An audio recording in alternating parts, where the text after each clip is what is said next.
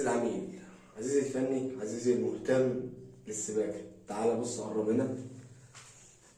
انت ليه بتعمل ده؟ الاول بتحلقم الشغل ده كده، او بتحط اسمنت، او بتقفل اسمنت ابيض ستوفيل ماده، ويفضل ان انت ما تسقيش اسمنت ابيض، تسقي ماده او ستوفيل، اي مواد منعه للرطوبه والكلام ده.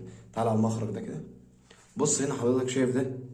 لو انا دلوقتي الجلبه دي راكبه تمام، ركبنا الجلبه دي كده وقرطنا عليها طبعا والدنيا تمام، وحصل عندي رشح بيظهر فين؟ من تحت، يسمع عندي في الحيطه من ورا، ويعمل عندي مشاكل وكوارث كتيره جدا جدا جدا. ففايده الحلقمه اللي حضرتك شايفها ديت، اي مخرج عندك لازم يتحلقم، اي مخرج للسباكه لازم يتحلقم الحلقمه اللي حضرتك شايفها دي، ويفضل يكون ماده. انا هجيب شكاره